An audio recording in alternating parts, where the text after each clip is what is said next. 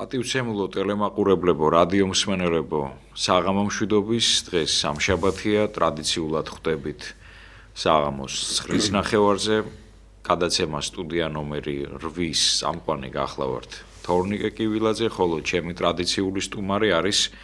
ქართული იდეას ახალგაზრდული ფრთის ხელმძღვანელი, პატრიოტთა ერთობის წევრი, მეც პატრიოტთა ერთობის წევრი და ქართული იდეის წევრი გახლავართ, ბატონი გეგა ხვედელიძე. უპირველეს ყოვლისა მე მინდა თითოეულ თქვენგანს გადაუხადო ძალიან დიდი მადლობა. ძალიან ბევრი ადამიანი ღვთისყალობით უყურებს ამ გადაცემას. ეს ჩვენთვის არის ძალიან დიდი პასუხისმგებლობა, ვინაიდან ქრისტიანის ერთ-ერთი უმთავრესი მოვალეობაა, რომ მისი სიტყვა და საქმე იყოს ერთი. სიტყვა საქმის გარეშე მკვდარია, მაგრამ მოგეხსენებათ, რომ პირველად იყო სიტყვა და როგორც ხონებული ლიტერატურად მცოდნე ბატონი რამაზ ჭილაი ამბობდა საუბრის დაწყება ქმედების დაწყების საფუძველს ბადებს, ჩვენთვის ეს დიდი პასუხისმგებლობაა, რომ მოდიან ჩვენთან ადამიანები და გვიცხადებენ დობას. ძალიან ხშირად ადამიანი ფიქრობს იმაზე, რომ რაიმე მასშტაბური ცვლილებები მოიტანოს, მაგრამ რეალურად ჩვენ ერთი ადამიანის ცხოვრებაც მაინც რომ შევცვალოთ, ეს უდიდესი გამარჯვებაა და ერთი ადამიანის რომ დავაფუროთ და გზაზე დავაყენოთ, ეს უდიდესი ვალდებულება და პასუხისმგებლობაა ღვთის წინაშე. ისევ და ისევ ხალხის თხოვნით დღეს მივიღეთ გადაწყვეტილება, რომ ვისაუბროთ ერთ ძალიან მნიშვნელოვან საკითხზე. კერძოდ, ეს საკითხი ეხება კონსტიტუციური მონარქიის წყობილების ფაქტორს მსოფლიოსა და საქართველოში. თქვენ მოგეხსენებათ, რომ საქართველოს უწმინდესმა და უნეტარესმა კათოლიკოსმა პატრიარქმა ილია მეორემ არაერთხელ თავის ქადაგებებში აღნიშნა, რომ საქართველოს ტახტი ელოდება თავის მემკვიდრეს და საქართველოში აუცილებლად დადგება ჟამი, როდესაც საქართველოში მონარქია აღდგება. რასაკვირველია, ყველაფერს თავისი დრო აქვს, მაგრამ ისევ და ისევ ამისათვის ნიადაგის მომწიფება არის საჭირო და ნიადაგის შემზადებაა საჭირო და ეს პირველ რიგში უნდა დაიწყოს შემეცნებითი და იდეოლოგიური მუშაობით, ასე ვთქვათ. გეგა, ჩემი პირველი კითხვა იქნება ასეთი: ზოგადად რომ განვუმარტოთ ჩვენს მსმენელსა და მაყურებელს, რა ტიპის ფორმაციაა კონსტიტუციური მონარქია? მოგესალმებით, მშვიდობას გისურვებთ. ცოტა ხმა მაყვა თუ შეიძლება. ნათლისღების დღესასწაულს, ნათლისღების მადლი ფარავდეს ჩვენს ერს, ჩვენ ქვეყანას და ღმერთმა ინებოს, რომ მადლით გაბრწყინებული იყოს, მადლით გაცნობიერებული ქრისტეს მიერი გონება შეგვეძინოს და სულიწმინდის მადლი გარდამოსული იყოს ჩვენს ერზე, რათა ქართველ ერს, საქართველოს განეჭვრიტოს ნება ღვთისა და გვევლოს ღვთის გზით. დავგვემკვიდრებინოს ზეციური სასუფეველი, რაც არის ჩვენი სიცოცხლისა და ყოფიერების მიზანი, არსი და ამოცანა. და რაც შეეხება მონარქიას, ხო, ესეც ჩვენი ეკლესიისა და მამათა სწავლებით და კურთხევით ეს არის წყობილება, რომელიც ფორმაცია, რომელიც თანხმობაშია ღვთის ნებასთან და რომელიც აღასრულებს ღვთის ნებას დედამიწაზე. ასეა, ასე ასწავლის მართლმადიდებელი ეკლესია. აი, მაგალითად ჩვენი პატრიარქის სიტყვით, რომელიც ძალიან მნიშვნელოვანია, ხო, საქართველოს უმნიშვნელოვანესია პატრიარქის ლოცვა-კურთხევა, პატრიარქის მორჩილება, პატრიარქის მწყემს მთავრობის ქვეშ დაქვემდებარება ერისა. და კათოლიკოს პატრიარქის ლოცვა-კურთხევა იყო, რომ მოვემზადოთ იმისათვის, რომ ვიფიქროთ მონარქიაზეო, მოვემზადოთ მონარქიისთვისო, მონარქიას სიმშვიდე შემოაქვს ქვეყანაშიო, ბრძანეს კათოლიკოს პატრიარქმა და პატრიარქამდე კიდევ არაერთ მამას ეს უთქვამს და ჩვენი ღირსი მამა გაბრიელი აღმსარებელი და სალოსი ურგებაძეც წინასწარმეტყველებდა, რომ ეყოლებოდა საქართველოს მონარქი გვირგვინოსანი მეფე და მამა გაბრიელი ბრძანებდა, რომ მეფე ეს არის ისეთი პიროვნება, რომლის ყოვლის შემთხვევაში ერზე გადმოდის მადლის სულისაწმინდისა. ანუ როდესაც ერს მართავს მეფე, აი პატრიარქი ამბობდა, რომ მეფე მეფობს, მაგრამ არ მართავს. ეს რას ნიშნავს, ხო? ანუ არსებობს კონსტიტუციურ მონარქიაში, არსებობს ხელისუფლება, რომელიც მართავს, ანუ არსებობს მინისტრთა კაბინეტი, არსებობს პარლამენტი და სხვა და სხვა. და ეს არის მთავრობა, ხელისუფლება, რომელსაც გააჩნია თავისი ბერკეტები, რომ წარმართოს სახელმწიფო, მაგრამ არის მეფე, სიმბოლო, რომელიც არის ერთიანობის გარანტი, ერის ერთიანობის გარანტი, ერის გამაერთიანებელი, მირონცხებული და შესაბამისად აი მამა გაბრიელის ეს სიტყვები რაც არის, რომ მასზე გარდა მოდის მადლის სულისაწმინდისა და როდესაც ერს ყავს მირონცხებული მეფე, ღვთივდადგენილი, ღვთივკურთხეული მეფე, აი როგორც პავლე მოციქული ამბობს, ხო, არ არის ხელმწიფება გარდა ღვთისაგან, ყოველი ხელმწიფება მეფისაგან, ყოველი ხელმწიფება ზეციური მეფისგან არის, ყველა ხელმწიფება შემოქმედი უფლისგან არის დადგენილი და ერს როდესაც მეფე გააჩნია და ერს როდესაც მეფე მართავს, ერზე გარდა მოდის მადლის სულისაწმინდისა, რაც არის აუცილებელი წინაპირობა და აუცილებელი გარანტია, აუცილებელი მიზეზი და აუცილებელი დაშვება ღვთისაგან, რომ ერი განისწავლოს, ერმა შეძლოს ღვთისნების წვდომა, ხო, ანუ მადლის სულისაწმინდისა ნათელი, რომელიც ერზე გადმოდის, ერს შეამეცნებინებს ღვთისნებას, ერს შეამეცნებინებს, ერს ეხმარება, ერს აძლიერებს და ერს განამტკიცებს და როდესაც ერზე მადლია აღებული ღვთისაგან, ხო, მაშინ ერზე მოდის სასჯელები, მაშინ ერზე მოდის განსაცდელები, მაშინ ერი სავსეა პრობლემებით, დაძაბულობით, ქაოსით, კრიზისით, ხო? კრიზისი ბერძნული სიტყვა და ნიშნავს სასჯელს და მადლგანშორებული ერი არის აი ამ სასჯელების ქვეშ მეტაფიზიკური მნიშვნელობით, სულიერი მნიშვნელობით, მისტიური გაგებით და ასეთ დროს მაგალითად როგორც არაერთ გზის ჩვენს ისტორიაში ხდებოდა, როდესაც ერი უხვევდა ღვთის გზას, როდესაც ერი ღალატობდა ღვთის გზას, ერზე იშვებოდა მთელი ის პრობლემები და მთელი ის განსაცდელები, რაც დიდი პრობლემების წინაშე აყენებდა ქართველ ადამიანს, ქართველ ერს და დღესაც ჩვენ აშკარად ხომ ვიმყოფები დაჟილ მდგომარეობაში, ხომ ფაქტის წინაშე ვდგავართ, რომ ისე არ მიდის ყველაფერი, ისე არ არის, როგორც უნდა იყოს. ამას ჩვენ ყველა ვგრძნობთ, ვისაც შეუძლია საქართველოსთან გარბის, ვისაც შეუძლია აქ ცდილობს, რომ რაღაცა თავის ნაჭუში ჩაიკეტოს და რაღაცა გააკეთოს იმისთვის, რომ იარსებოს და გადარჩეს. ვიღაცეები პოლიტიკურად ცდილობენ, მაგრამ სიზიფეს მითოლოგიური სიზიფეს შრომის მსგავსად ეს ლოდის ყოველი ატანისას რომ უკან უგორდებოდა სიზიფეს, ეს ლოდი აი ამას დაემგვანა ჩვენი ერის პოლიტიკური ცხოვრება, იქიდან გამომდინარე რომ უნაყოფოა ეს შრომა, ანუ არ იძლევა შედეგს, ჩვენ ამას ვხედავთ, ამდენი წლებია, ხო, მიმდინარეობს საქართველოში საზოგადოებრივი პოლიტიკური სხვადასხვა სახის აქტივობები, მაგრამ ნაყოფი და შედეგი არ არჩანს. ჩვენ ამას ყოველი ვგრძნობთ, ჩვენ აღვიქვამთ, რომ ვერაფერს და მე ეს იწვევს სასოწარკვეთილებას, ეს იწვევს ნიჰილიზმს, ეს იწვევს უიმედობას, მაგრამ განსაცდელის დროს ადამიანმა გულისხმა უნდა ჰყოს, რისთვის იშვება ეს განსაცდელი, რატომ არის და სწორედ მე ვფიქრობ და ჩვენი ეკლესიის სწავლებიდან გამომდინარე ვამბობ ამას, არა, რომ მონარქია არის ერთ-ერთი წინაპირობა იმისა, ერთ-ერთი მთავარი წინაპირობა იმისა, რომ დამშვიდდეს ქართველი ერის ცხოვრება, როგორც წეგან მოგახსენეთ პატრიარქის სიტყვები, რომ მონარქიას სიმშვიდე შემოაქვს ქვეყანაში და წმინდა თეოდორე სტუდიელი როგორც ბრძანებს, ანუ არსებობს ორი ნიჭი, რომელიც ღმერთმა მოანიჭა, ესე იგი, ადამიანთა მოდგმას, კაცობრიობას, მეფობა და მღვდლობა. და ამ ორი საღვთო ნიჭის საშუალებით, მეფობისა და მღვდლობის საშუალებით, ანუ მეფობის მონარქიული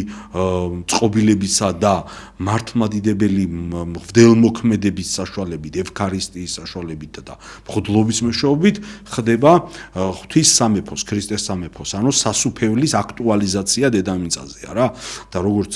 წმინდა გაბრიელ ეპისკოპოსი ბრძანებს, ჩვენ მართლმადიდებელ ქრისტიანებს ღმერთისგან გვაქვს დავალება მოცემული, რომ ქრისტემ დანერ გამქვეყნათ სასუფეველი და ჩვენ ქრისტიანებს მისი გავრცელება, გაძლიერება და განმტკიცება მოგვანდო და ვინც ამ საქმეს სიტყვითა და საქმით შეეწევა, ის მეგობარია ქრისტესიო, ბრძანებდა წმინდა გაბრიელ ეპისკოპოსი ქიქოძე და ღვთის სასუფეველის განვრცობა, ღვთის სასუფეველის მსახურება, ღვთის სასუფეველის მიზნების განხორციელება ჩვენს მიწიერ პლანში, ანუ სასუფეველის მიზნების აღსრულება დედამიწაზე ზეციურის ხატად, ზეციური სასუფეველის პრინციპების ხატად მიწაზე ღვთის სამეფოს მიზნებით მიწიერი სამეფოს და მასთან სინერგიაში მყოფობით მიწიერი სამეფოს შენება, ეს არის მართლმადიდებლური ქრისტიანობის ჩვენი, ესე იგი, სანუკვარი მიზნის აღსრულებისკენ სვლა, რაც არის ცხონება, რაც არის სასუფეველი, ანუ მთელი ჩვენი ყოფიერების არსი მართლმადიდებელი ქრისტიანი, სწორედ ამ პრიზმაში უნდა მსჯელობდეს და ამ პრიზმაში უნდა აზროვნებდეს. ეს არის ქრისტეს მიერი აზროვნება, როდესაც ჩვენ ვემორჩილებით ზეციურ მეფეს ჩვენს მიწიერ წარა საქმიანობას წარმართავთ ზეციური მეფის მორჩილებით და მასთან სინერგიაში. ანუ მისი ნების აღსრულებას ვცდილობთ მიწიერ პლანში, ჩვენ ვცდილობთ რომ დავემორჩილოთ სასუფეველს და ვეძიოთ სასუფეველის სიმართლე, როგორც ახარება ბრძანებს, სასუფეველის სიმართლე და სასუფეველი და ესე ყოველი შეგეძინებათ თქვენ ბრძანებს წმინდა სახარება. ანუ როდესაც შეგეძებ სასუფეველს და ღვთის სასუფეველის სიმართლეს, მაშინ გეძლევა ყოველი ის, რისთვისაც ჩვენ ესე იგი ყოველდღიურ ცხოვრებაში რასაც საჭიროებ. ხო, ანუ ხო ბრძანებს ქრისტე, რა ვჭამოთ, რა ვსვათ, ანუ რა შევიმოსოთ. ამას ნუეძებთ, ამას წარმართნი ეძიებენ, თქვენ ეძიეთ უპირველესად ღვთის სასუფეველი და სიმართლე მისი და ესე ყოველი შეგეძინებათ, რომ მიწიერი პრობლემები რაცა გვაქვს ჩვენ ამას ველით სასუებთ უფალს რომ ის ჩვენ ყველაფერს დაგვილაგებს მას შემდეგ რაც ჩვენ აღმასრულებელი გავხდებით ღვთის ნებისა და ღვთის ნებასთან სინერგიაში მოვალთ მის ნებას აღოსულებთ სასუფეველის ძიებას დავიწყებთ სასუფეველის მიზნების განხორციელებას დავიწყებთ მაშინ ჩვენ გვწამსავ სასუებთ რომ მოგვეცემა ყოველი ის რაც მიწიერ ცხოვრებაში გვესაჭიროება და ეს რომ გადმოვიტანოთ პოლიტიკურ პლანში ანუ პოლიტიკაში რომ ქრისტიანობა განვახორციელოთ როგორც წმინდა ნიკოლოზ ბრძანებს რომ არსებობს ქრისტიანული პოლიტიკა და არაქრისტიანული პოლიტიკა. აი მიწიერ პლანში რომ ქრისტიანული პოლიტიკა ავასრულოთ, სწორედ ეს არის საშუალება, ეს არის გზა იმისა, რომ მონარქია ეს არის ღვთის სამეფოს აქტუალიზაცია დედამიწაზე და აი სწორედ ეს ფუნქცია და მნიშვნელობა აკისრია მონარქიის კონსტიტუციური მონარქიის წყობილებას ერისა და ქვეყნის ცხოვრებაში. სამყაროს დასაბამიდან მე ვიტყოდი აი მაგალითად ანტიკური პერიოდიდან მშელოდნენ დიდი ფილოსოფოსები, დიდი მოაზროვნეები იმასთან დაკავშირებით თუ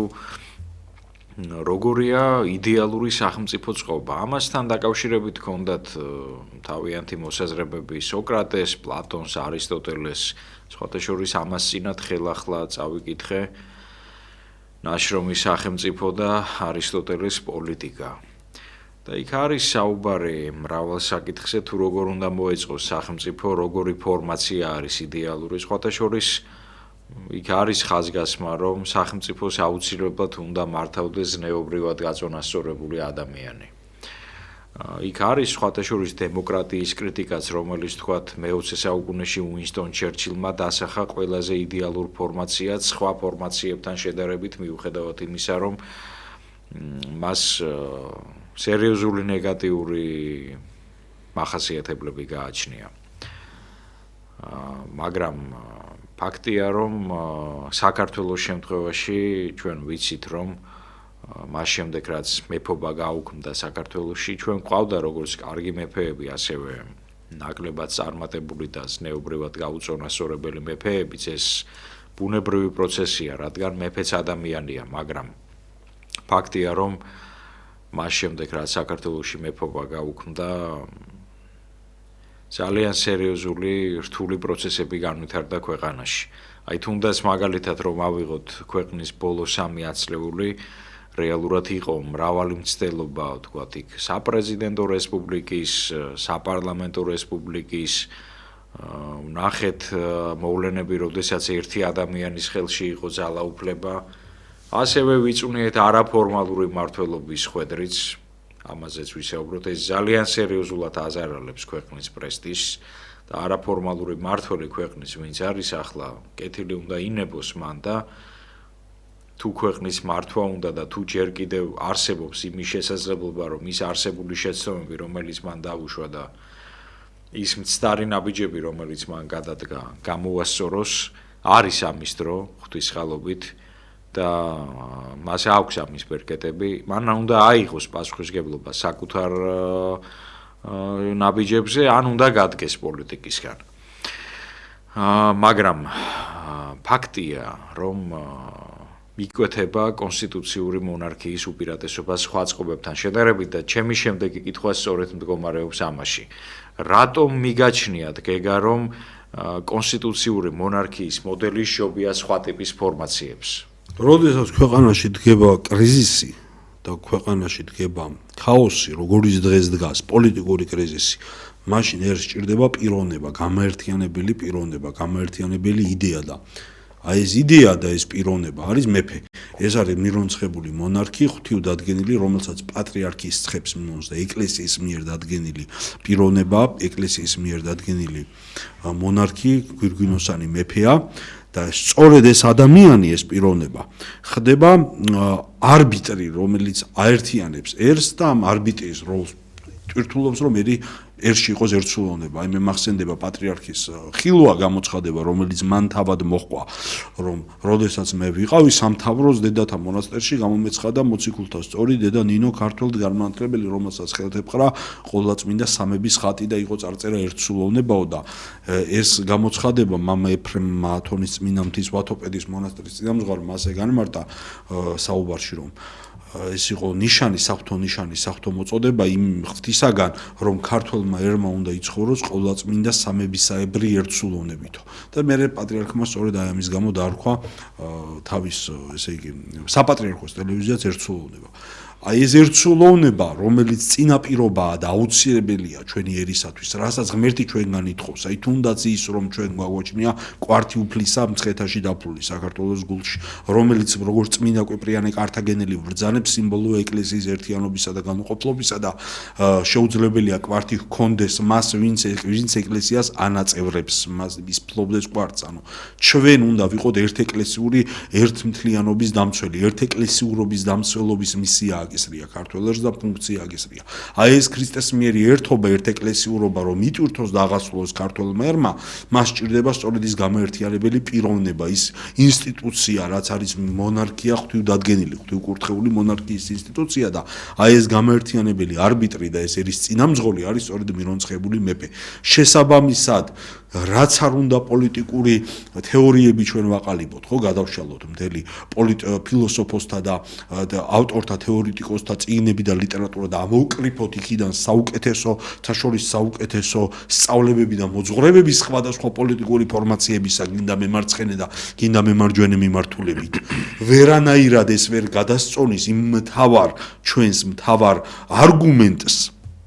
რომელიც არის ერზე, რაც მე წეგან ვისაუბრე, სულიწმინდის მადლის გადმოსulis სასუება, როდესაც ჩვენ გვეყოლება მეფე და როდესაც მონარქისტებს უპირისპირებენ ნებისმიერ სხვა არგუმენტს, ჩვენი მთავარი არგუმენტი ყოველთვის არის უპირველეს ყოვლისა ეს, რომ ჩვენი მიზანია, რომ ერზე მადლი გადმოვიდეს, ჩვენი მიზანია, რომ ერი სათნო იყოს უფალს, ჩვენი მიზანია, რომ მიწიერი სამეფოს ზეციური მარადიუბლის სამეფოს ხატად ავაგოთ და ღვთის სამეფოს მიზნები აღვასრულოთ მიწიერ პლანში, ჩვენი მიზანია დავიმკვიდროთ ზეცათა სასუფეველი და ზეცათა სასუფეველის მიზნებისთვის ვიღვაწოთ მიწიერ პოლიტიკაში. ჩვენი მიზანია ურჯულოების საიდუმლოს, რომელსაც პავლე მოციქული ბრძანებს, ხო, რომელიც აღესრულება და რომლის მისტიური სიმბოლოც არის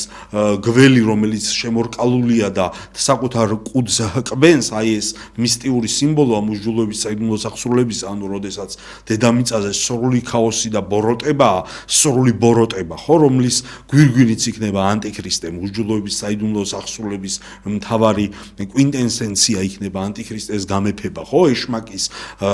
ეშმაკით შეპყრობილი პიროვნების გამეფება დედამიწაზე, რაც ყოველმა მართლმადიდებელმა ქრისტიანმა კარგად იცის. აი სწორედ ამას უნდა დაუპირისპირდეს ღვთისმშობლის წილხვედრი ქართველი ერი, სწორედ იმისთვის უნდა ემზადოს ღვთისმშობლის წილხვედრი ქართველი ერი, რომ როდესაც დედამიწაზე ანტიქრისტეს მეუფება დადგება და როდესაც საყოველთაო აპოსტასია იქნება, მაშინ გაბწყინდეს ღვთისმშობლის წილხვედრი ივერია და წამოს ქრისტესათვის. დაამოწმოს მესია, დაამოწმოს ქრისტე და აი ამ ჭეშმარიტ მიზანს ონტოლოგიურ არსს ჩვენი ეროვნული იდეოლოგიისა და განცდისა და მსოფლხედვისა ვერანაირად ვერ გადასწოლის სხვა დანარჩენი ვერანაირი არგუმენტი, რომელსაც გვიყენებენ ჩვენი პოლიტოპონენტები, იმიტომ რომ მათი პოზიციები, მათი საზომები შეიძლება ჩვენზე გაცილებით უფრო ინტელექტუალურად ჟღერდეს, შეიძლება ბევრად მეტი წიგნები ჰქონდეთ მათ, ჩვენზე ბევრად მეტი წიგნები ჰქონდეთ წაკითხული, შეიძლება გაცილებით უფრო კარგად ერკვეოდნენ ისინი სხვადასხვა თეორიებში, რომლებიც არის მიწიერი სიბრძნეში, ისინი ბევრად უკეთესად შეიძლება და კიდევაც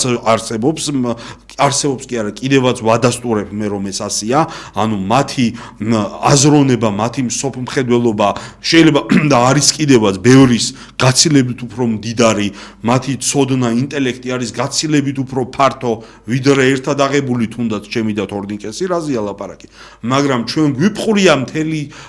ამ ყოველივე ყოველივეს გადამწონი და ამ ყოველივეზე აღმატებული თავარი ჭეშმარიტება. არა ის, რომ მე როგორც პიროვნება გეგა ხვედელიძე ჩემს თავში ვანხორციელებ ამ ჭეშმარიტებას, ანუ მე ამის არანაირი პრეტენზია არ მაქვს, რომ მე კარგი ქრისტიანი ვარ, მაგრამ მე ვამოწმებ და მე ვამბობ, რომ ეს არის ერთადერთი ჭეშმარიტება. ეს არის მაცხონებელი ჭეშმარიტება, ეს არის ღვთის მიერ მზეციდან მოტანილი ჭეშმარიტება. გულისხმობ მართლმადიდებელი ეკლესიის მოძღვრებასა და სწავლებას, რომელიც გზაა ღვთის სასუფეველში შემყვანებელი და სხვა გზა არ არსებობს არანაირი ამ სამყაროში, რომ ადამიანი ცხონდეს, ადამიანი ქრისტეს სამეფოში დაემკვიდროს და შესაბამისად სინერგიაში რომ მოვიდეს, ანუ ღვთის ნება რომ აღასრულოს ადამიანმა და მიწიერ პლანში განახორციელოს ნება ღვთისა, ზეციური მეფის ნება. რამე თუ ქრისტე ჩვენ კარგად ვიცით არის როგორც მეფე, როგორც ღმერთი, ასევე მეფე.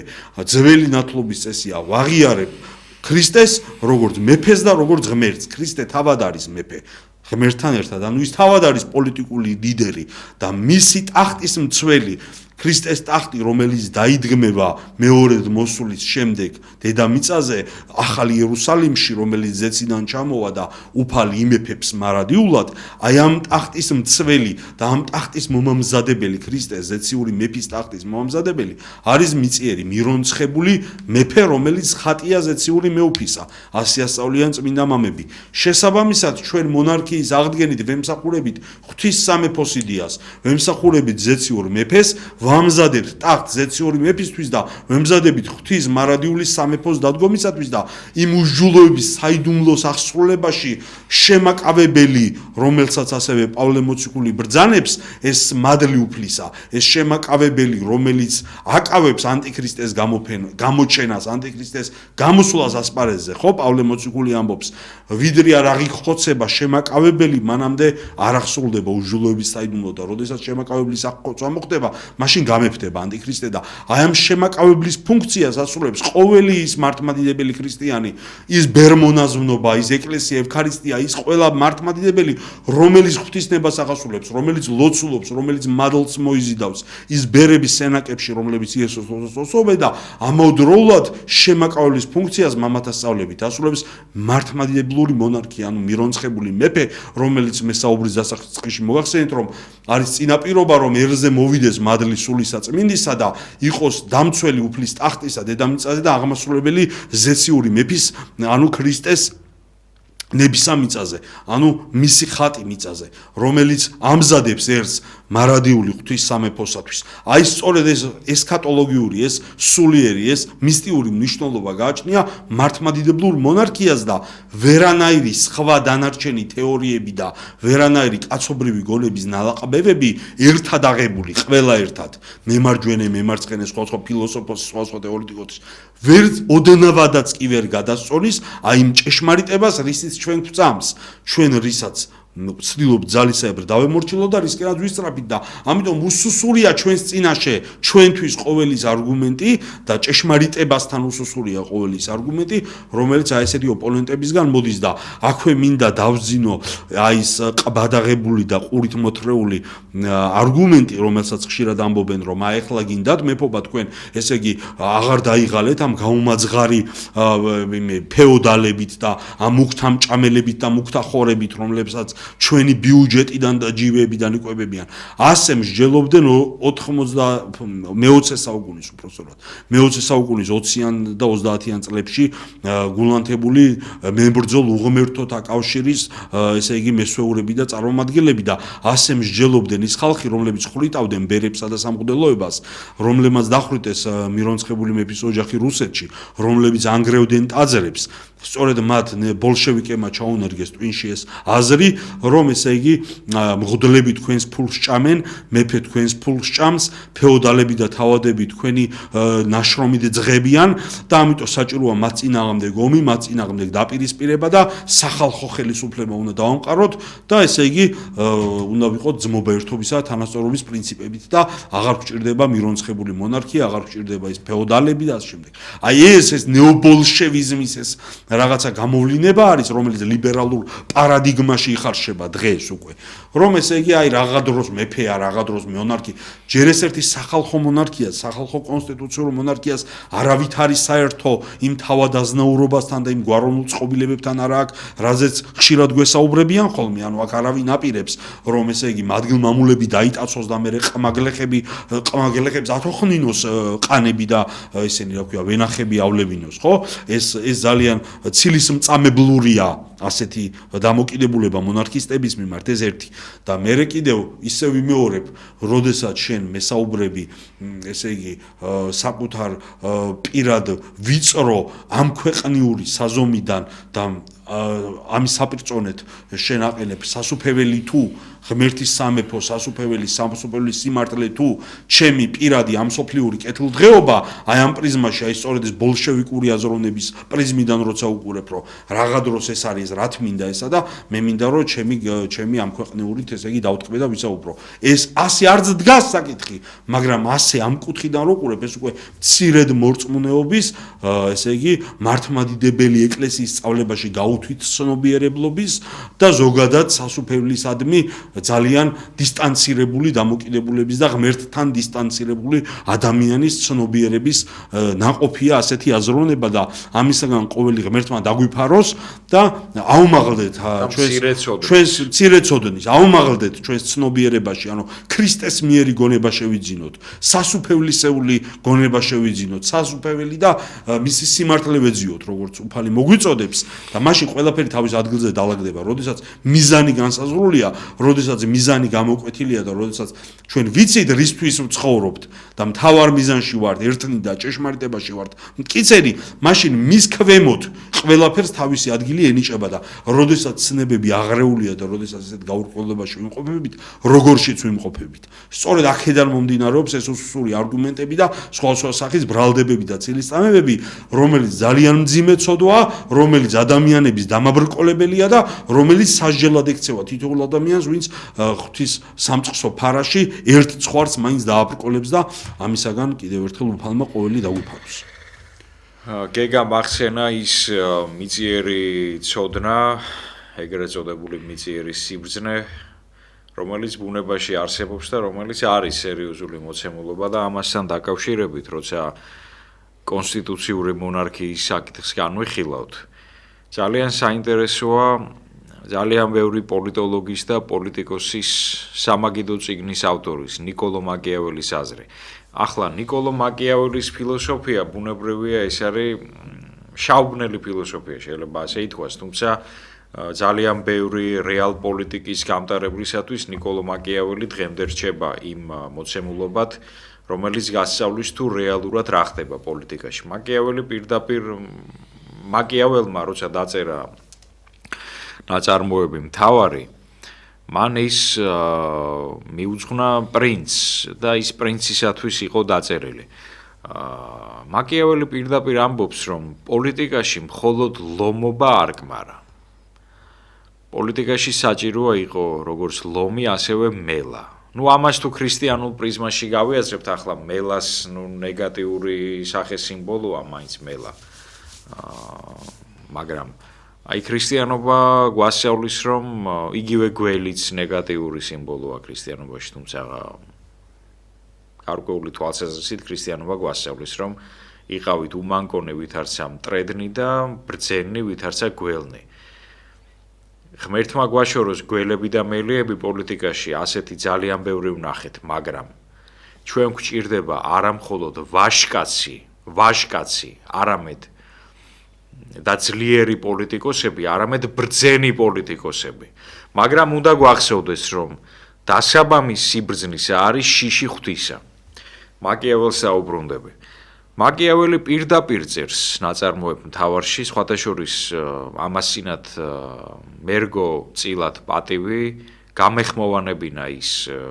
ნაწარმოები მთავარი ქართულ ენაზე უსინათლოთათვის და მე მადლიერი ვარ ჩემი კოლეგების და ჩემი ხელმძღვანელობის, რომ მეძლევა ამის საშუალება და დაახლოებით 80-მდე წიგნი უკვე გავახმოვანე. მაკიაველი პირდაპირ წერს: მეფე გეგა წმინდა პრაგმატული თვალსაზრისით. კრიზისის ჟამს არის შემაკავებელი ფაქტორი, რომელიც ფაქტობრივად წინ აღუდგება სამოქალაქო დაპირისპირებას. აი რაღაცა გამთქი არბიტრის როლს ასრულებს სამოქალაქო პირდაპირ წერს ამას მაკიაველი. და ძალიან ხშირად და ჩვენი წარსული ისტორია გავიხსენოთ ბოლოდროინდელი მოვლენები რა მოხდა ეროვნული მოძრაობის მოსვლის შემდეგ, როდესაც მოეწყო პუჩი მის წინააღმდეგ, ფაქტობრივად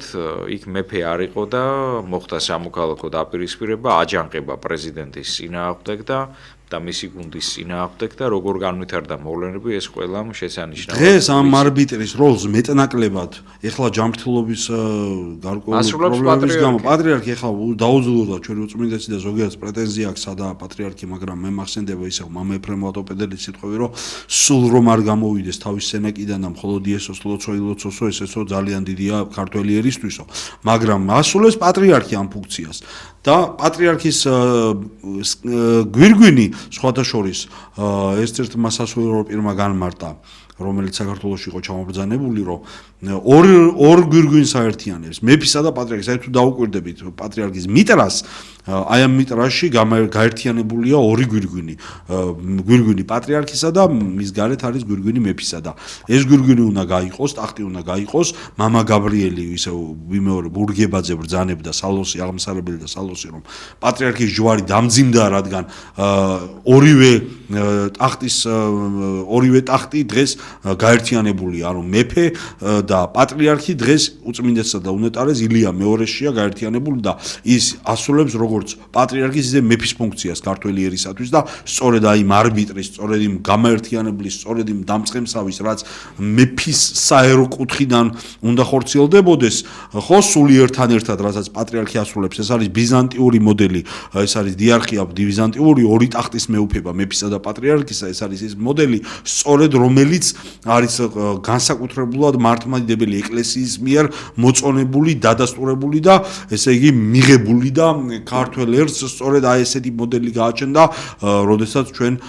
წმინდა კეთილმსახური მეფე დავით აღმაშენებელი ჭყონდიდელთან ერთად, წმინდა პატრიარქთან ერთად მართავდა საქართველოს და ეს არ არის ესე იგი რაღაც იმპორტირებული არ არის საქართველოში, ჩვენს გენში და ჩვენს კულტურაში არის ის ყოველივე, რაზეც ჩვენ საუბრობ და უცხოიდან რაღაც შემოტანილი სხვა იმ იდეოლოგიების მსგავსად, რასაც დღეს თავს გვახვევენ, აბსოლუტურად არ არის და ჩვენი ორგანული და ჩვენი სულიერია და აი დავითის სალღეგრძელოებს რომ ამბობენ და დავითის დროინდელი საქართველოს რომ ახსენდება და ეზმანებათ ნიკოფსიიდან და რუბანდამდე, ხო? აი სწორედ ეს ორი ტახტის მეუფების მოდელი იყო მაშინდელ საქართველოში და აი წეგან ჩემს წინ გადაცემაში არქიმანდრიტ ილია ნასიძე იყო მოწვეული და მან გაიხსენა პატრიარქის სიტყვები კირილე ლავრიოტისის ხადაგებიდან არის ეს აპოკალიფსის განმარტებიდან, როდესაც უწმინდესმა და უნეტარესმა ილია მეორემ ერთ-ერთ ხადაგებაშიც იქადაგა ამის შესახებ და უთქვია მამა ილიასათვის, რომ საქართველოს ეკლესია ეს არის ფილადელფიის ეკლესიაო და ამას განმარტავს მამა კირილე ლავრიოტისი, რომელიც ათანასე დიდის ლავრაში მოღვაწეობდა და მამა კირილე ლავრიოტისი წერს აპოკალიფსის განმარტებაში, იოანეს გამოცხადების განმარტებაში, ეს არის ერთ-ერთი ძალიან საინტერესო პიროვნება ათონის მთაზე მოღვაწე კირილე ლავრიოტისი და აი მის განმარტებაში ეს წერია ბერის, რომ საქართველოში ბოლო ჟამს, როდესაც საქართველო განათლდება და გაბწყინდება და დაიდგმება ტახტი უფლისა, უпростоრად დაიდგმება მეორედ მოსვლამდე ორი ტახტი და ეს იქნება მე როგორც მოგახსენეთ მომამზადებელი უფლის ტახტისა, ანუ ეს იქნება მცველი მიწიერი მეფე ზეციური მეუფის ტახტის მოსვლისა, ზეციური მეუფის ტახტის დადგომისა, ანუ ეს იქნება წინახატი ასე ამბობს, ზეციური და საუკუნო ქალაქის, ანუ ზეციური იერუსალიმის, რომელიც უნდა მოვიდეს, წინახატს წარმოადგენს ბოლო ჟამის ეს საქართველო, ასე ბრძანებს მამა კირილე ლავრიოტისი და აი სწორედ მაშინ იმეფებს ეს ორი ტახტის მეუფებაო, მამა კირილე წერს მეფისა და პატრიარქისა. აი ეს დიარქია, ეს ორი ტახტის მეუფება, რაც არის ეს ბიზანტიური მოდელი, რაც იყო დავით აღმაშენებელი საქართველოში და რაც არის სწორედ სინერგიული ზეციურ მეუფებასთან, ანუ რაც არის ზეციური მეუფების განხორციელება, ზეციური მეუფების აქტუალიზაცია, ზეციური სამეფოს სასუფეველის აქტუალიზაცია მიწაზე. აი სწორედ ამ პროცესში, სწორედ ამ ფორმაციაში, სწორედ ამ პოლიტიკის მეშვეობით უნდა განხორციელდეს და ეს არის ჩვენი ორგანული, ეს არის ჩვენი ბუნებრივი, ეს არის ჩვენთვის სულიერი, ეს არის ჩვენი პატრიარქის ლოცვა-კურთხევა და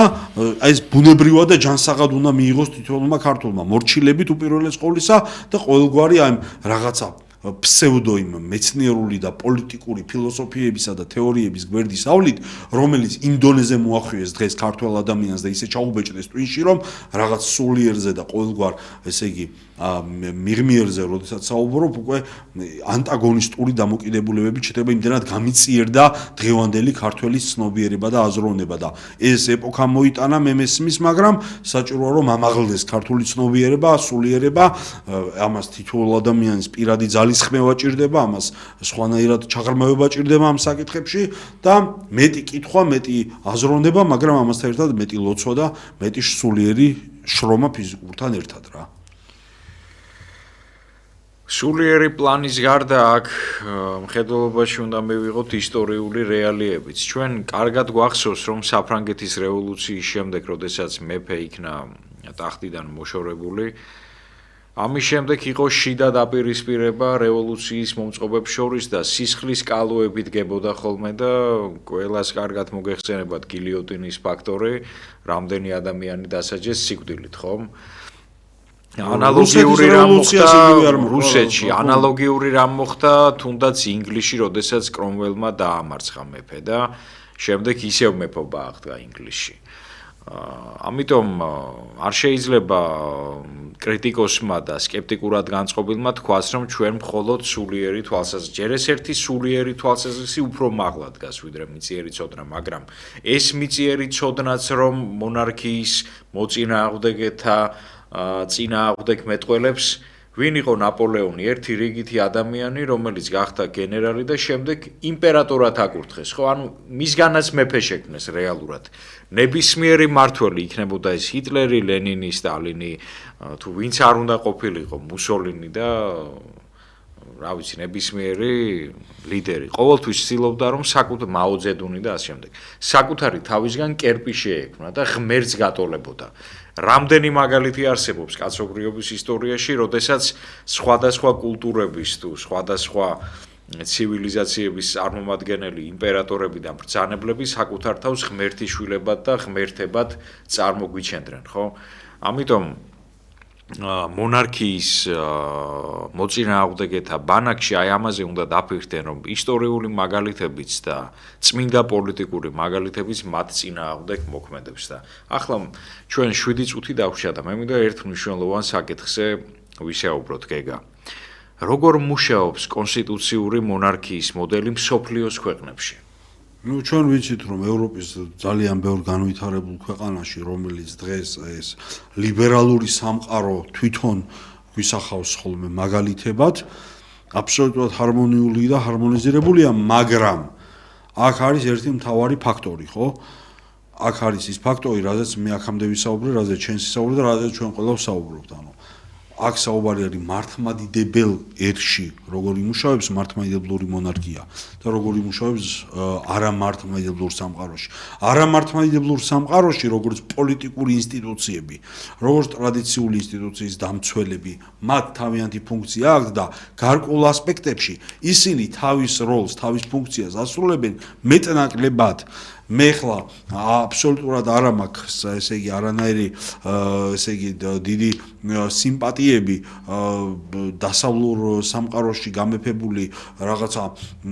ესე იგი, თანამედროვე ეგრეთ წოდებული კონსერვატიზმებისა და თანამედროვე გაგებული მემარჯვენე იდეოლოგიების მიმართ, მაგრამ მათთან, როდესაც ჩვენ დასავლურ ტრადიციულ ძალებს ვუყურებთ, ხო, რომელიც აქტუალიზირდებიან, რომლებიც დღეს ძალიან პოპულარულები არიან, უფრო და უფრო პოპულარულები არიან ამ ლიბერალური ნიაღორებისა და ამ საშინელი პიდარასტიისა და სოდომიის და ტრანსგენდერებისა და რა ვიცი, ათასი ბისიბინძურისა და სიმახინჯის ფონზე დღეს აღმოსავლურ, უფრო დასავლურ ქვეყნებში უფრო და უფრო პოპულარული, უფრო და უფრო ისეთი მოწოდებული ხდება ერის მიერ, ანუ ერები ითხოვენ, რომ ნაციონალიზმები განვითარდეს, მემარჯვენე იდეოლოგიები იდეოლოგიები განვითარდეს, ტრადიციონალიზმები განვითარდეს. რაც მე საფუძვლად დაედება დიდომებს. მე რა თქმა უნდა ეს ეთნიკური ომების წარმომშობელი იქნება და ცხადი ამას თელი თავისი სისტემები აქვს, მაგრამ ეს ფაქტია, რომ აღარ უნდა არც დასავლურ სამყაროს, ხო ეს რაღაცა ჩულქებში ჩაცმული მამაკაცი, რომელსაც პომადა უსვია, ხო და ქუჩაში ცისარტყელას აფრიალებს, ეს ევროპელი მამაკაცისთვისაც ღირსეული ჯანსაღი მამაკაცისთვისაც აბსოლუტურად მიუღებელი და გულისამრევია, ხო გესმით არა და უკვე დაიღალა დასავლური სამყარო ამისაგან და აღარ უნდა მიუხედავად იმისა, რომ მართლმადიდებლური სულისკვეთება აღარაა დღევანდელ დასავლურ სამყაროში და დასავლური სამყაროს კულტურული და სულიერი დეკადანსი მართლმადიდებელი ეკლესიისგან განდგომით, ანუ დიდი სქიზმიდან დაიწყო და დასავლური სამყაროს სულიერი დეკადანსის საფუძველი სწორედ ის პაპიზმი და კათოლიციზმია, მაგრამ ეს ცალკე საუბრის თემაა. მაგრამ ამის და მიუხედავად დასავლეთშიც მოთხოვნადი ხდება ეს ტრადიციული ეროვნული იდეოლოგიები, ფასეულობებზე დაბრუნება, ფესვებთან დაბრუნება და მით უფრო ჩვენ მართლმადიდებელი ერი, რომელსაც გაგვაჩნია მრავალსაუკუნოვანი მართლმადიდებლური კულტურა, ტრადიციები და ისტორიული გამოცდილება და როგორც წეგან მოგახსენეთ, ეს ჩვენთვის იმპორტირებული კი არ არის, როგორც დავუხსნათ ლიბერალიზმი და რაღაცა სხვადასხვა იდეები და იდეოლოგიები, არამედ ჩვენია, ორგანულია, ბუნებრივია და რაც მტკვრისა და არაგვის შესართავებთან ნათელიღო ქართველმა ერმა მას შემდეგ ჩვენშია, ჩვენს გენშია და ჩვენს სულშია ის ყოველივე და ეს არ არის სადღეგრძელო და ეს არ არის პათეტიკა, ეს არის ჩვენი ისტორიული გამოცდილება და ისტორიული გზა, რაც განვლო საუკუნეების განმავლობაში ქართველმა ერმა და საკუთარი სისხლითა და ოფლით დაწერა ეს ისტორია, ხო? აი სწორედ როდესაც ჩვენ ამ ისტორიულ გზაზე და ამ ისტორიულ მისიაზე ვლაპარაკობთ და მთავარ ორიენტირად გვაქვს აღებული ვიმეორებ და ეს ყოველთვის უნდა გვახსოვდეს ღვთის სამეფო, ღვთის სასუფეველი და ზეციურ მეფესთან ერთობა, უფალთან ერთობა, რომელიც მეფობს და იმეფებს უკუნისამდე, ხო? აი ამ პრიზმაში, ამ სოფლ განცდით, ამ სოფლ მხედვით, როდესაც ჩვენ ვიმზირებით და ვიყურებით, მაშინ ყოველივე ნათელი ხდება, ყველაფერს თავისი ადგილი ენიჭება, ყველაფერი თავ-თავის ადგილზე ლაგდება და მაშინ ჩვენ ვიცით რა გზით უნდა ვიდოდეთ, როგორც თითოეულმა ადამიანმა და როგორც მთელმა ერმა და ქვეყანამ და სახელმწიფომ და რა პოლიტიკა უნდა ვაწარმოოთ იმისათვის, რომ ჩვენი მიწიერი სამეფო, ზეციური მარადიული სამეფოს პრინციპებით ავაგოთ და განვახორციელოთ და მისი აქტუალიზაცია ძალისაებრ შევძლოთ და აღვასრულოთ დედამიწაზე. აი ესე უნდა ვიაზროვნოთ ჩვენ, თუ გვინდა სათნოყოფა ღვთისა და თუ ესე არ ვიაზროვნებთ, ხო? მაშინ რა საერთო აქვს ქრისტეს ბნელთან და ნათლს ბელიართან, ხო? ნათლს ბნელთან და ქრისტეს ბელიართან, უბრალოდ და რა საერთო აქვს სიმართლეს უჟულოებასთან. და როდესაც ჩვენ ვერ ვიგებთ, რომ რა გვმართებს, სწორედ იმის ბრალია, რომ ცნებებია ჩვენში აღრეული და ბევრი რამე ერთად გვინდა, ურთიერთ გამომრიცხავი რაღაცეები, როგორც ერთს და ქვეყანას ერთად გვინდა და ესე არ გამოვა. უნდა ავირჩიოთ მიზანი და იმ მიზნიდან გამომდინარე აღვასრულოთ ყოველივე, რასაც აღვასრულებთ. რა საერთო აქვს ნათელს ბნელთან, ქრისტეს ბელიართან. აი ეს გვახსოვდეს ყოველთვის კარგად რა. ჩემო ძვირფასო ტელემაყურებლებო და რადიო მსმენელებო. ჩვენ აუცილებლად უნდა შევისმინოთ ჩვენი პატრიარქის შეგონება და აღვასრულოთ მისი მითითებები და მისი რჩევები. ჩვენ აუცილებლად უნდა მოусმინოთ მამა გაბრიელის დანატოვა რანდერს, რომ კარგ პრეზიდენტს ცუდი მეფე გერჩივნოთო და საქართველოს ვერ გაბრწყინდება მანამ სანამ ივერიას მეფე არ ეყოლებაო. მადლობას ვუხდი ჩვენს ტექნიკურ ჯგუფს დღევანდელი გადაცემის წარმართვისთვის. მადლობას გიხდით თქვენ ძვირფასო ტელემაყურებლებო და რადიო მსმენელებო და უმორჩილესად გთხოვთ მაქსიმალურად გააზიარეთ სოციალურ ქსელებში ეს გადაცემა, რათა რაც შეიძლება მეტმა ადამიანმა ნახოს იგი. უკეთესი ხვალინდელი დღის იმედით გემშვიდობებით. ღმერთმა გიმრავლოთ მშვიდობა, მადლი და წყალობა. ჩვენ ერთს, ჩვენს ქვეყანას და სრულიად საქართველოს.